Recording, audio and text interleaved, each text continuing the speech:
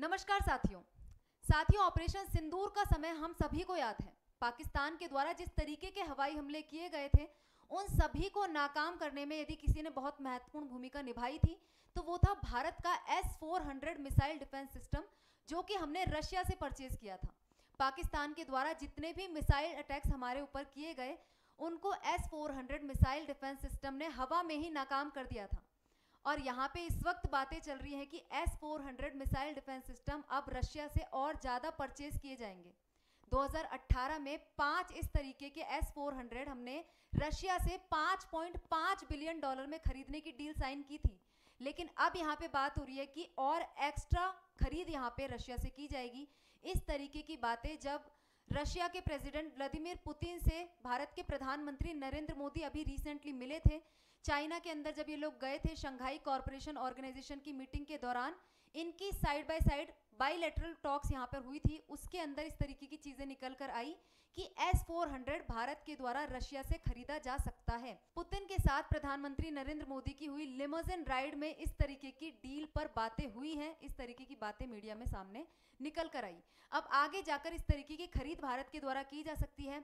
S-400 missile defence system, इसके साथ ही S-500 को खरीदने पर भी बात चल रही है।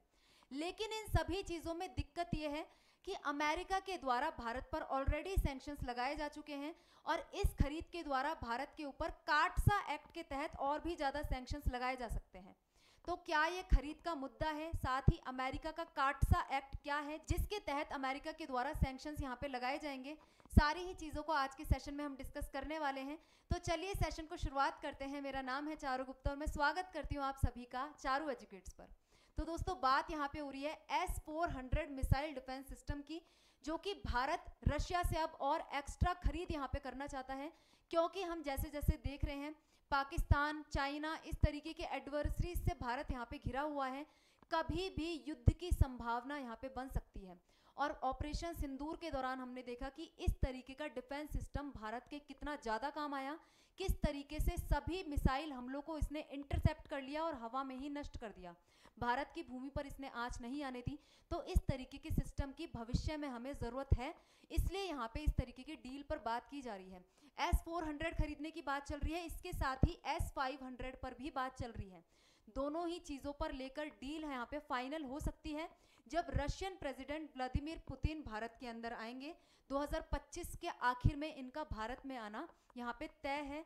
2025 के अंत में भारत में आ सकते हैं, तो तब इस तरीके की कोई डील यहाँ पे साइन की जा सकती है। इस तरीके की बातें मोदी और पुतिन के बीच में, अभी जैसा कि मैंने बताया, SCO में जब ये मिले थे तब इस तरीके की बातें यहाँ पे इनके बीच में हुई थी कि S-400 भारत के द्वारा यहाँ पे खरीदा जाएगा। 2018 के अंदर $5.5 बिलियन की डील भारत और रशिया के बीच में साइन की गई थी, जिसमें 5 S-400 खरीदने का भारत ने रशिया से वादा किया था और ये S-400 भारत के द्वारा खरीदे भी गए। लेकिन अब अतिरिक्त खरीद की बात चल रही है और अतिरिक्त खरीद में ही यहाँ दिक्कत है। जब तक भारत ने इस तरीके की खरीद रशिया से की थी तब तक अमेरिका को कोई भी यहाँ पर दिक्कत नहीं थी। लेकिन अब अमेरिका भारत पर एक्स्ट्रा टैरिफ रशिया से क्रूड ऑयल परचेज करने के लिए भी लगा रहा है। और अब यदि इस तरीके की extra S-400 missile defence system खरीदे जाते हैं तो अमेरिका ने चेतावनी दी है भारत को कि अमेरिका के द्वारा भारत के ऊपर सैंक्शंस लगाए जाएंगे और ये सैंक्शंस काटसा एक्ट के तहत लगाए जाएंगे। अमेरिका का काटसा एक्ट क्या है वो आप यहाँ पे देख सकते हो। What is CAATSA? That is countering America's adversaries through sanctions. मतलब अमेरिका के जो दुश्मन देश हैं उनको सैंक्शंस के माध्यम से यहाँ पे खत्म करना, सैंक्शंस के माध्यम से उन पर रोक लगाना। स्पेशली यदि इसमें आप बात करोगे तो ईरान, नॉर्थ कोरिया और रशिया, यदि इन तीनों ही कंट्रीज से मिलिट्री लेन देन किसी भी तरीके की कंट्री के द्वारा किया जाता है, इस केस में भारत रशिया के साथ अपने मिलिट्री संबंध बढ़ा रहा है, मिलिट्री खरीद ज़्यादा बढ़ा रहा है।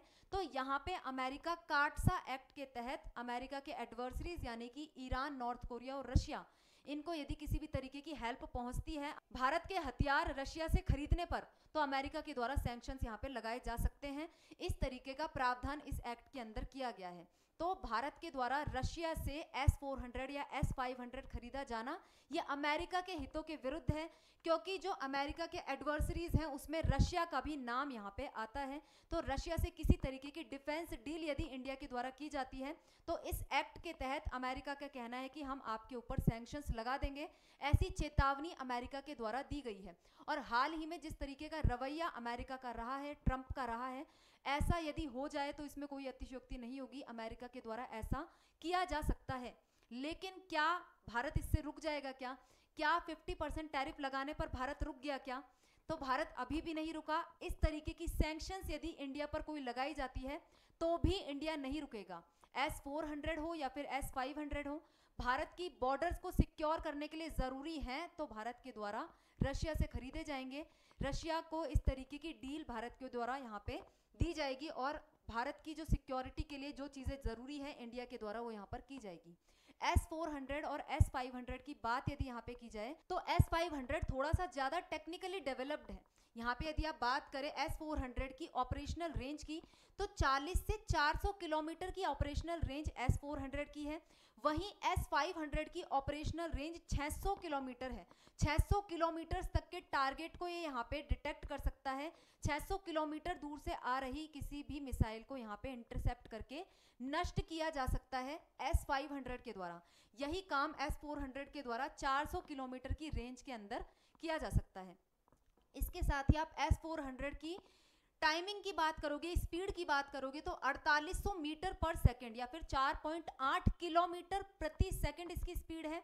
वहीं पे S-500 की स्पीड की बात करें तो 7 किलोमीटर प्रति सेकंड है। ये एक सेकंड के अंदर 7 किलोमीटर तक बढ़ सकता है, आगे 7 किलोमीटर तक दूर जा सकता है। इसी तरीके से जो S-400 है वो 4.8 किलोमीटर दूर जा सकता है। तो आप देख सकते हैं S-400 से जो S-500 है थोड़ा सा डेवलप्ड है, उन्नत है, स्पीड ज़्यादा है, ऑपरेशनल रेंज ज़्यादा है। और भी काफ़ी सारी चीज़ें इसमें आपको देखने को मिलेगी। जैसे S-400 की यदि बात करें तो 5 से 10 मिनट में इसका डिप्लॉयमेंट होता है। इसी तरीके से S-500 की बात करें तो एक साथ 10 बैलिस्टिक सुपरसोनिक मिसाइल्स को ये मार गिरा सकता है। तो एक साथ यदि 10 मिसाइल्स को ये मार गिरा पा रहा है तो काफ़ी शक्तिशाली S-500 यहाँ पर हो जाता है, जिसका परीक्षण रशिया के द्वारा ऑलरेडी कर लिया गया है।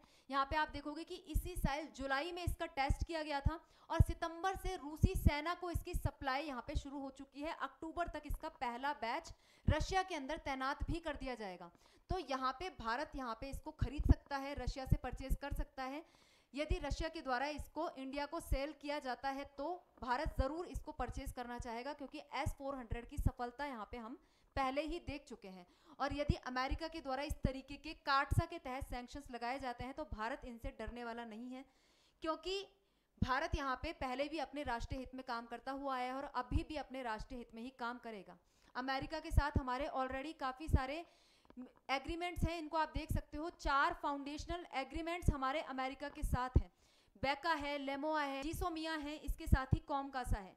इस तरीके के एग्रीमेंट अमेरिका के साथ भारत के साइन किए गए थे, जिससे कि मिलिट्री इंटेलिजेंस को आपस में शेयर किया जा सके या फिर एक दूसरे की मिलिट्री फैसिलिटीज़ का इस्तेमाल किया जा सके रीफिलिंग के लिए। इसके साथ ही आप देखोगे कि जो बेका है उसका उद्देश्य है कि जियो स्पेशल जो टेक्नोलॉजी है इनको आपस में शेयर किया जा सके। तो ये 4 फाउंडेशनल एग्रीमेंट जब तक हमारे अमेरिका के साथ हैं तब तक तो हमारे संबंध अभी भी अमेरिका से सुधरे हुए हैं।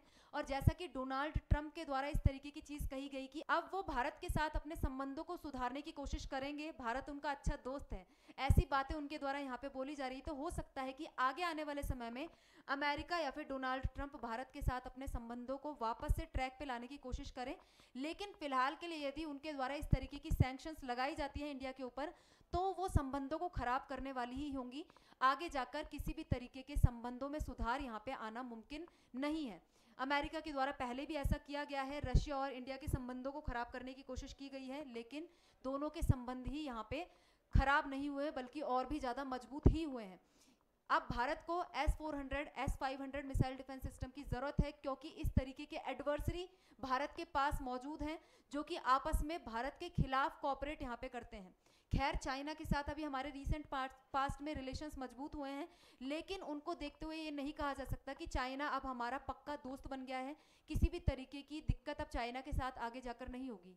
चाइना ने पीठ पीछे भारत पर पहले भी वार किए हैं और आगे जाकर ऐसा नहीं होगा, इसकी कोई गारंटी नहीं है।